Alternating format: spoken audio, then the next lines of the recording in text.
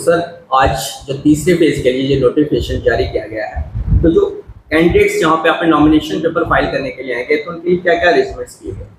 मैं आपके माध्यम से सबसे पहले बताना चाहूँगा, आज सुबह 11 बजे हमने यहाँ नोटिफिकेशन निकाल दी असेंबली कॉन्स्टिट्यूंसी रामनगर के लिए, और सभी तरह के अरेंजमेंट्स कर दिए गए हैं। एक एक्सपर्ट टीम लगा दी गई है यहाँ, और जो भी हमारे पास यहाँ कैंडिडेट नॉमिनेशन फाइल करने आएंगे या नॉमिनेशन जो डॉक्यूमेंट्स हैं लेने के लिए आएंगे, हमारे यहाँ पूरी तरह से अरेंजमेंट्स हो चुके हैं। और हमने कैंडिडेट की इंफॉर्मेशन के लिए और कैंडिडेट की जानकारी के लिए बाहर जो है पूरी तरह से जो इंस्ट्रक्शंस हैं इलेक्शन कमीशन ऑफ इंडिया की वो लगा दी गई हैं, और उसके साथ साथ डॉक्यूमेंट्स की जो चेकलिस्ट है वो भी लगा दी गई है, ताकि किसी भी तरह से कैंडिडेट को इनकन्वीनियंस ना हो। कौन से ऐसे डॉक्यूमेंट्स हैं जो एक कैंडिडेट्स को नॉमिनेशन पेपर भरने के लिए सबसे पहले तो ये है कि नॉमिनेशन फॉर्म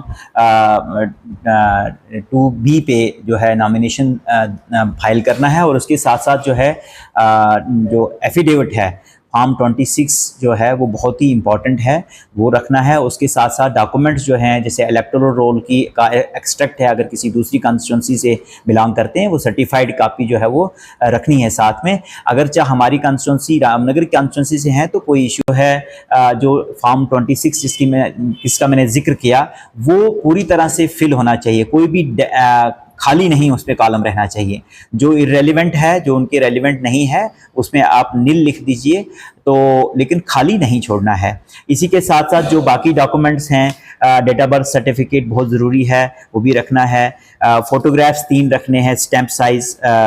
फ़ोटोग्राफ जो है 2 सेंटीमीटर बाई 2.5 सेंटीमीटर, और उसके साथ साथ कैश डिपॉजिट जो है, जो सिक्योरिटी डिपॉजिट जिसे हम कहते हैं, वो भी साथ रखना है। वो 5000 का है, क्योंकि ये कॉन्स्टिट्यूंसी जो है रिज़र्व है एससी के लिए, एससी और एसटी कैंडिडेट्स के लिए आधा सिक्योरिटी डिपॉजिट है जो 5000 है। तो सेपरेट बैंक अकाउंट जो है वो खोलना है कैंडिडेट को, और उसी में जो है जितने भी पैसे उनके दूसरे अकाउंट में वो ट्रांसफ़र करने हैं उस अकाउंट में, और उसी से खर्चा करना है, ताकि और साथ ही साथ उन्होंने एक डेली जो है वो अपने पास रजिस्टर मेंटेन करना है। जितना भी उन्होंने खर्चा किया, चाहे वो रैली है, चाहे वो किसी तरह की भी उन्होंने कैंपेनिंग में कैंपेनिंग की है, उसके लिए जो खर्चा किया है वो उसी अकाउंट से करना है, और एक प्रॉपर रजिस्टर जो है वो मेंटेन रखना है। और साथ ही साथ हमारी जो एक्सपेंडिचर की टीम है वो भी एक शेडो रजिस्टर जो है वो तैयार कर रही है, और जितनी भी हमारे से परमिशन जाती हैं तो उसके हिसाब से हम लोग भी मेंटेन कर रहे हैं यहाँ। और कैंडिडेट से फर्दर ये रिक्वेस्ट है कि कोई भी रैली उनको करना है, रोड शो करना है, मीटिंग करनी है, तो उसके लिए जो है परमिशन बहुत ज़रूरी है। व्हीकल अगर उनके कैंपेनिंग में यूज़ हो रहा है, उसकी परमिशन बहुत ज़रूरी है। नॉमिनेशन पेपर फाइल किया जा सकता है? बिल्कुल, ऑनलाइन भी नॉमिनेशन फाइल किया जा सकता है, और बेहतर तरीके से किया जा सकता है, क्योंकि उसमें वो गलती की चांस नहीं रहेंगे। वहाँ पे पोर्टल जो है वो सुविधा ऐप है, उस पोर्टल पे जाकर उनको कैंडिडेट्स जो हैं वो अपना रजिस्टर करके लॉगिन बना के वो अपना जो है नामांकन पत्र भर सकते हैं। सर, कैंपेनिंग को लेकर क्या क्या इंस्ट्रक्शन? कैंपेनिंग के लिए मैंने जैसे पहले ही आपके माध्यम से बता दिया, सभी कैंडिडेट्स जो हैं एक लेवल प्लेइंग में अपना कंटेस्ट करें, कैंपेनिंग करें, जिस तरह से इलेक्शन कमीशन ऑफ इंडिया की गाइडलाइन है और डिस्ट्रिक्ट इलेक्शन ऑफिसर उधमपुर की गाइडलाइन है कि हर एक कैंडिडेट को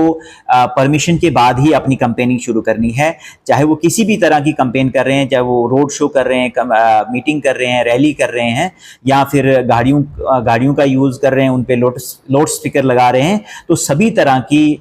जो भी वो कर रहे हैं उनके लिए उनको प्रॉपर परमिशन लेना है, ताकि जो हमारी एक्सपेंडिचर टीम है वो मेंटेन करे, उस पर मॉनिटर कर सके, और साथ ही साथ जो है हर एक कैंडिडेट को एक बराबर तरीके का मतलब लेवल फील्ड प्ले मिल जाए। सर, निष्पक्ष चुनावों के लिए क्या क्या कदम उठाएंगे? देखिए, जैसे इलेक्शन कमीशन ऑफ इंडिया की गाइडलाइन है कि फ्री, फेयर और ट्रांसपेरेंट इलेक्शन करवाना है, तो उसके लिए हर तरह के इकदामात, हर तरह के अरेंजमेंट्स किए गए हैं। हमने सेक्टर मजिस्ट्रेट जो है,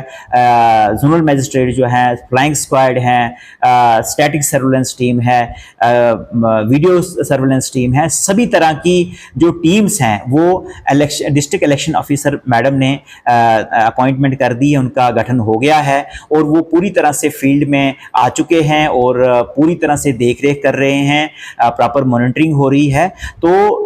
ताकि जो है इलेक्शन जो भी कैंडिडेट लड़ रहे हैं उनको एक लेवल फील्ड प्ले मिल जाए और साथ ही साथ फेयर तरीके से इलेक्शन हो, किसी भी वोटर पे कोई दबाव ना बने या किसी भी वोटर के साथ कोई